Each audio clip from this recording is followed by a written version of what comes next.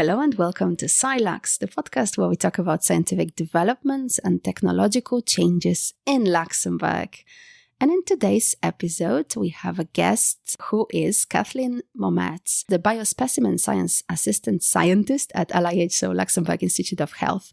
Kathleen holds a PhD in biology, and she recently received the Rosalind Franklin Society Award in Science for her article published in the journal Biopreservation and Biobanking. Kathleen, thank you so much for coming today. Thank you. Thank you for having me. Okay, so once again, we're recording in the field. We're in your home, so I'm always very excited to see how the scientists work from home and what they have around. So if you're hearing any background noise or whatever, this is what you normally deal with at home when you work here. And I'm really happy you're hosting us here. But of course, we need to focus on science and not where we are. So let's go straight into that. And I mentioned already quite a few words that I have problems with. And we will start with the first one, biobank. So what is a biobank? So a biobank is like a bank, but a bank would store money and a biobank would store biospecimens.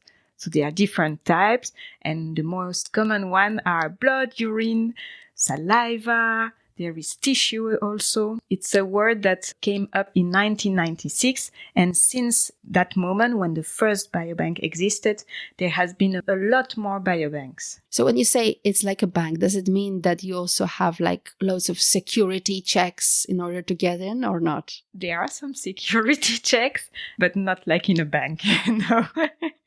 I don't think people would like to come and steal some urine in our laboratories. Who knows? I mean, I don't want to go that path, but people are interested in lots of different things. So maybe there's a scientist that wants to have a lot of samples. And no, I'm not giving ideas to scientists here. Okay, so we said biobank, and then in Luxembourg we have IBBL, right? And that's a biobank. So IBBL is the Integrated Biobank of Luxembourg. And yes, that's the Biobank of Luxembourg. How many specimens does it store? Do you know the recent data? Yes, I can give some collection statistics. So in 2022, IBBL, the Luxembourgish Biobank, collected sample and created 3 million aliquots. And in 2022, 219,61 samples were distributed to our partners, to the researchers, to the clinicians. So when it's based in Luxembourg, does it mean that the samples, the researchers, clinicians have to be based in Luxembourg as well to use it? Or do you also distribute abroad? So we distribute abroad and we also collect from abroad, but mainly we collect from Luxembourg. All right. So we know a little bit about the biobank. And I think actually, atypically, before we reveal the answer, I would actually already ask you to tell us what your pub quiz question is, because I have a feeling that this is the right moment. We're just introducing our listeners to the general idea of biobanks. So what is your question? And of course, listeners, remember the answer will be only at the end of the podcast. So like I said, I work in the Integrated Biobank of Luxembourg, which is part of the Luxembourg Institute of Health. If we were a normal bank, we would store money, but as we are a biobank, we store biospecimens for research into disease like cancer. Common biospecimen types are blood, urine, and tissue. My question is the following. Which of the following more unusual biospecimen types are not stored at our biobank? Saliva, hair, sweat, fecal samples, nasal swabs, gastric content, or breast milk? So if you want to steal one of those things, you can't steal, going back to the discussion we had before. Remember, it's not about what is there, but what is not, and it's one of them, right? Exactly. Answer only at the end of the podcast. And now we go back to the discussion. So you said you have different specimens that you store there. What are the conditions? Is it very cold in there or not? So we store at different temperature. We can store at room temperature, at 4 degrees, at -20, at -80, or in liquid nitrogen, which would be very cold, around -196 degrees. So a lot of different options. And then what does it depend on? I guess the specimen has certain requirements. So it depends on the specimen, and it depends also on the use of the specimen, depending on what the researcher will do with the specimens, because we try to provide specimen with the best quality, But depending on the research, sometimes a standard quality is more than enough, but sometimes you really have to have very specific quality, and there it requires special conditions. Okay, so walk me through the steps actually, because you said, okay, it depends what the researcher requires. So does it mean that you collect the sample and then you check who might be interested, or it actually starts with the researcher saying like, oh, I will need these samples, and then you start preparing it? The two cases are possible. We have huge collection, which are standard, which are typically, for example, in neurodegenerative disease here in our IBBL, but there is also clinicians or researchers that come to us and tell us, we would like to set up research. Can you organize this for us? But then, isn't there a problem? I mean, I'm looking obviously from my own perspective of having done loads of surveys and questionnaires and trying to have participants. How does it work? If a researcher says like, oh, I need, I don't know, 20,000, I'm just giving a number. I have no idea how many. We'll talk about it later. I need 20,000 skin samples or whatever. Skin samples? No, that's too much. Blood samples, better. How do you actually manage to convince all the people to give that blood? So there are different parts. We work with nurses and clinicians, and depending on the nurse or the clinician, they will explain to the patient or the healthy donors. It's not only patient. Healthy donors are very important too. They will explain the use and why they should participate in such studies. And it's depending on the specimen type. Some are really easy to give, such as urine, which are not invasive, but some are a bit more invasive, and then it's more on a case-by-case basis. But in every case, I can tell you there is always a patient on the healthy controls will sign an informed consent, making sure that he knows why he's giving sample and how we will use the sample. Of course, but it's also anonymized, I guess. You don't care that it's from this person. Most probably you care about maybe some underlying conditions, but not necessarily the person itself and where they live, right? At the biobank, we have absolutely no contact with the patient or the healthy controls, and all the samples that come in are anonymized. So, sample preparation process. So I understand you have the researchers saying like, oh, I want to study this. And then you start preparing, or you actually start collecting the samples. And what do? You contact nurses, you contact clinicians, they collect the samples for you. And then they ship them by one of the shipping companies? I guess not. Yes, no, yes. It's exactly that. Okay. So let's give an example. I think it will be easier. I work a lot with Parkinson disease. And so there is the Parkinson clinic at the CHL. So the clinician will meet with a patient, explain a study they want to do, and then the patient will give a sample. Let's say, for example, a skin biopsy. So the skin biopsy will be collected by the clinician, and then transporter, it can be Marken or another one, will send it to the biobank. So we will receive the skin biopsy, and then we will take it in our lab, and we will process the skin biopsy. And in my example, when we receive skin biopsy, we want to isolate specific type of cells, skin cells, that are called fibroblasts. And these will be put in culture. And after some time, those fibroblasts will be ready, and we will ship them to researchers, typically at the University of Luxembourg, which will use those fibroblasts to create stem cells.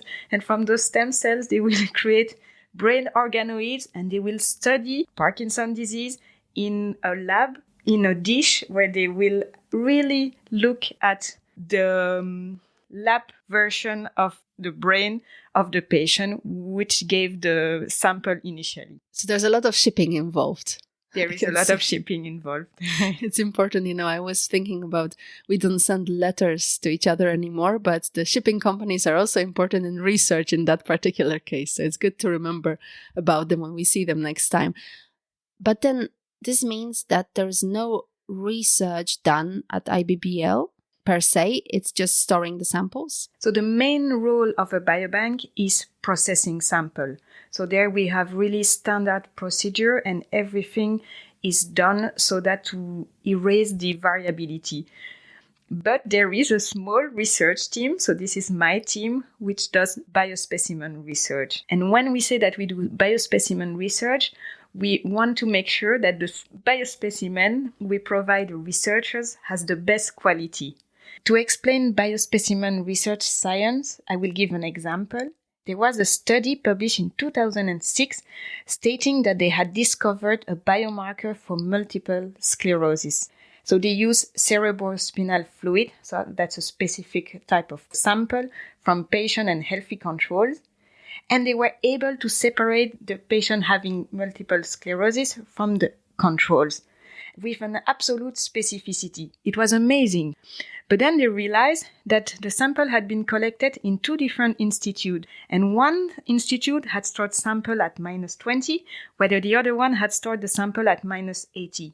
And so the difference that they were seeing was not actually linked with the disease, but was linked with the storage condition. And so the marker was not useful for the disease. And this is really a very good example of what is biospecimen research. We want to make sure that we are studying the disease and not studying other variability, in this case, the pre-analytical variability. Extremely important, because when we talk about specimen, when we talk about samples, we say, oh, contamination.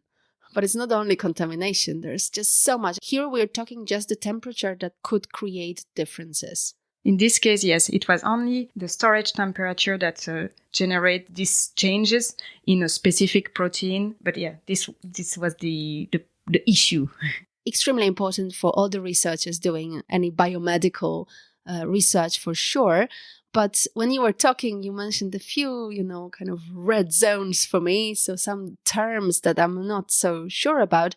And the first one, we keep talking about it. And I still want a definition because I'm not sure I understand. You said they found a biomarker. What is a biomarker? Are you able to explain it? It seems super complicated to me.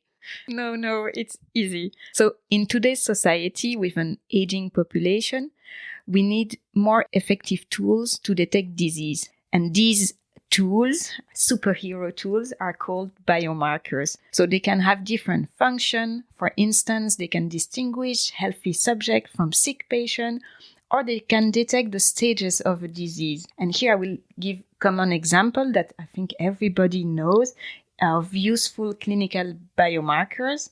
And these are, for example, the glucose levels in diabetes or cholesterol levels in cardiovascular disease. And discovering biomarkers requires a lot of biospecimen of appropriate quality. Okay, so it's basically certain values. It can be a molecule, a protein, it can be a cell, it's anything. Anything that shows differences. Yes. More or less. I mean, I'm very much simplifying it, but I understand. Yeah, I have a feeling that this is a term that is just used so much. And sometimes I was not sure whether I understood it correctly or not, but it's kind of like a very, very broad term to actually show difference, as you said, different protein, different cell, different whatever else that tells us, okay, this is probably some change that we could associate with certain disease or lack of disease or anything else. Okay, I think I got it. I hope our listeners did too. Okay, and then you said variability. So what about variability? Yeah, it's true. I introduced a lot of specific terms. So there are different types of variability that can influence the results of biological tests. And there is inter-individual. So that's the difference between different individuals. So you and me, we are not the same. There is also intra-individual variability. So within your own body, if you collect blood in the arm or if you collect blood in another place, there might be difference in the blood itself. Then there is analytical variability, and this is depending on which machine, for example, you would use to analyze the blood. It might give similar but not exactly the same results. And then there is the pre-analytical variability, which is really the variability that interests me. And why does it interest you? It is defined as any variation occurring between the moment of sample collection and the moment of sample analysis. So pre-analytical variability is not associated to innate disease or sample variation. And that's why it interests me, because I want that researchers have samples that are meaningful, that they can do real research linked with disease.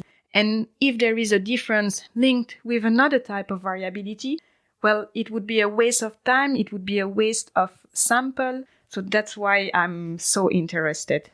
But then how do you know? I mean, it's like so many different conditions we need to take into consideration, right? Do you have like a list of things that actually the pre-analytical variability is composed of?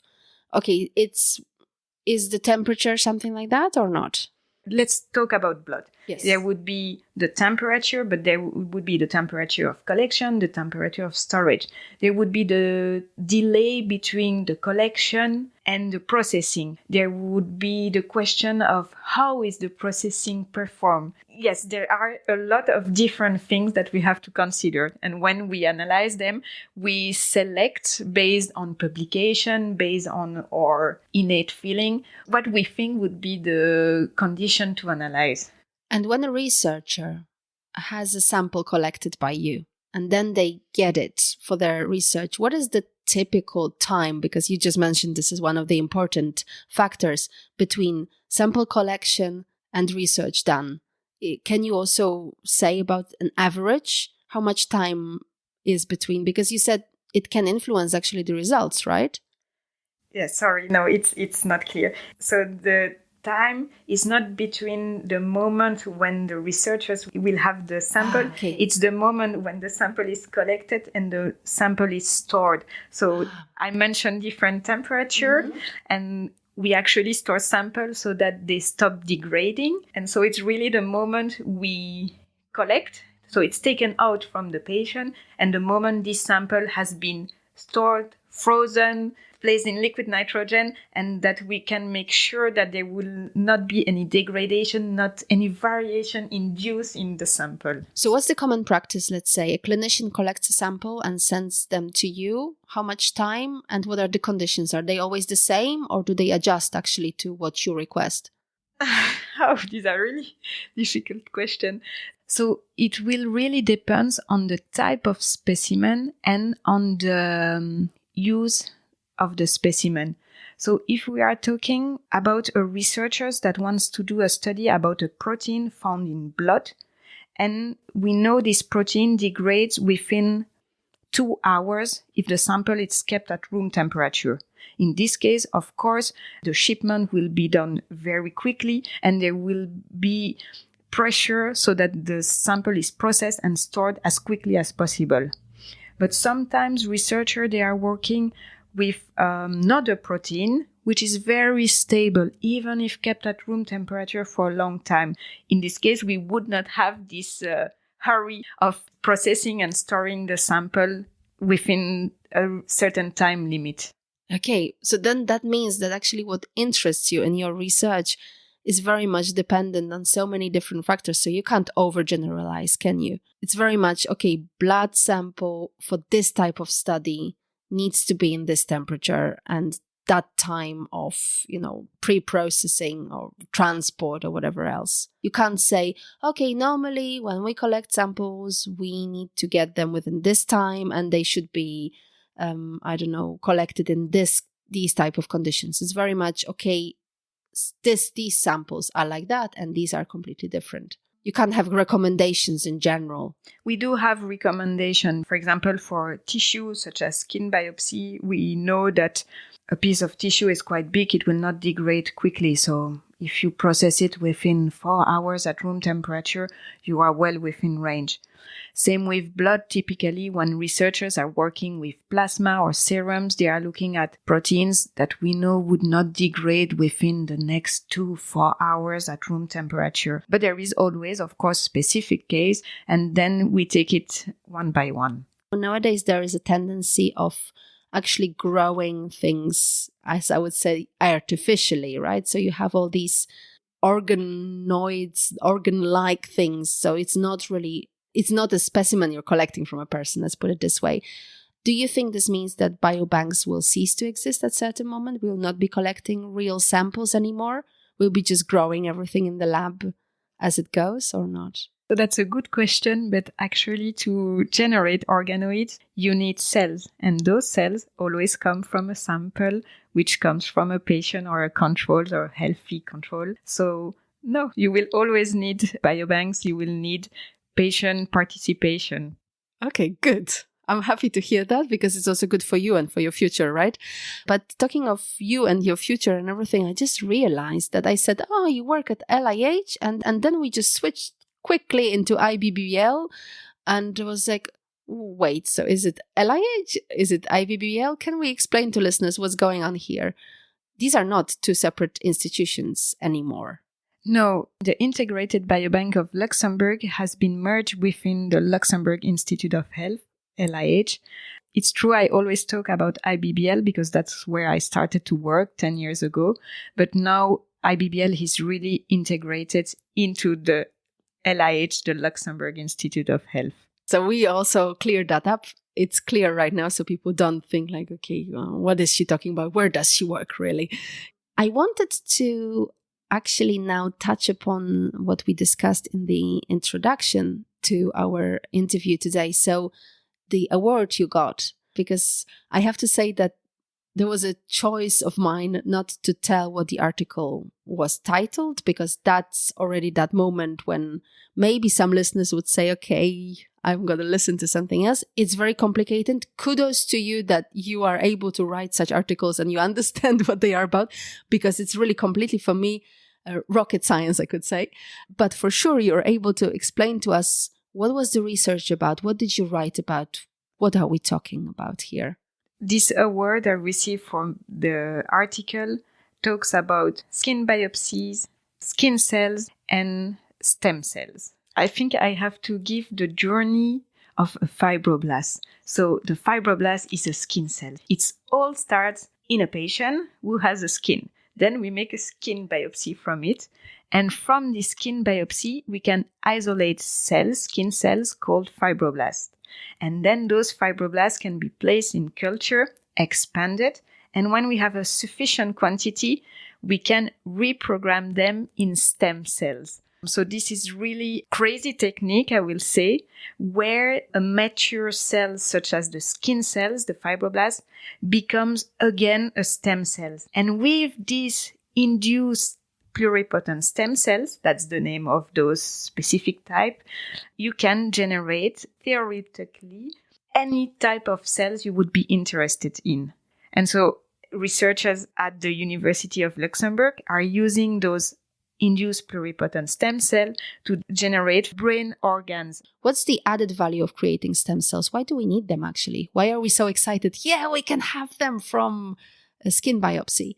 So maybe I will start by explaining what are stem cells. So these are immature cells, so unspecialized cells that can grow indefinitely and can give rise to any other types of cells in the body. So it really goes against our former belief that we can go only one way with the developmental cells. So going from immature to mature cells. Now we are going backwards in time and we are going from mature cells to immature cells. But when you work with patients, for example, always Parkinson's disease, you would like to know what is happening in the brain because that's where the disease actually happens. But you cannot have access to brain cells so easily. And that's where stem cells are so useful because you can use them and generate neurons, for example, neurons that will actually have the same disease than the patient, that will really mimic what is happening in the brain of the patient, a live patient. But then you can't really easily put them back in, right?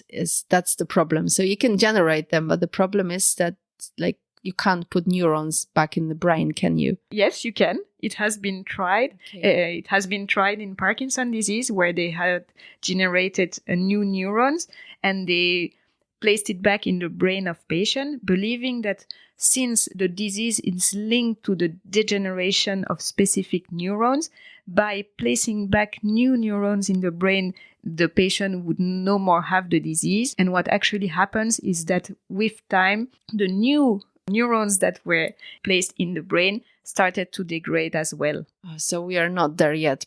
Really? Well, the research is moving on and we hope to find a cure one day. Yes. Yeah, absolutely. And it's also great that we're talking about it in Luxembourg, right? Because there's a lot of research going on. And I also interviewed Ibrahim Boussat talking about their research too. So if you're interested more in that subject, do listen to the episode. I personally enjoyed it a lot. So I hope our listeners will as well.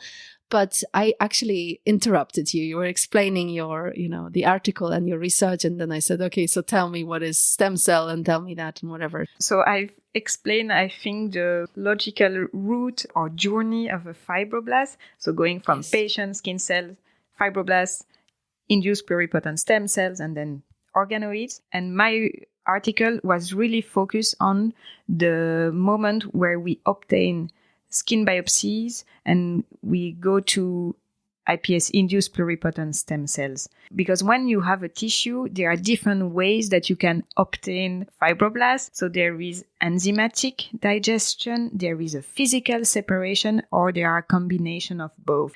And I just wanted to check the variability induced by those different techniques. So I use the same huge skin biopsy and I try different conditions. I obtain fibroblasts, and then from those fibroblasts, I generated induced pluripotent stem cells, and I always check the quality of those cells, and I was able to tell which of those techniques is the most optimal. And we know now. And we know now. You're sure now. So what's the best technique? In our biobank, we use a physical separation. So we receive a small skin biopsy. And from this small skin biopsy, we cut it in typically 5 to 7 pieces that we put in culture. So the cells will grow out of those small tissue pieces. And then we will freeze it with a specific cryopreservative. You're saying that the physical separation is the best when it comes to the quality of the sample. In order to generate iPSC, yes. Yes, okay. Because this means that the sample you're getting, just summarizing what I understood, the sample you're getting is a sample that will not be more variable than the others. Can we say it like that? Okay. Yes. All it right. will grow well. It will grow normally always the same way. It will give rise to your stem cells as you would like it to be. We've also tested it in culture with skin biopsies coming from different type of patient, young, old patient with disease, patient without disease, and it's really our optimal condition. How do you know, we've created a stem cell. Oh, this is not a stem cell yet. What are the characteristics? So they are physical characteristic. Fibroblast will be a cell that is really elongated, where the stem cells is a very small cells with a huge nucleus inside. So visually you can tell. And stem cells, they will grow in colonies. So you really have a spot of cells that are your stem cells. Then, of course, you can do a lot of different techniques to make sure that you have the correct cells. You can do immunofluorescence, where you use antibodies.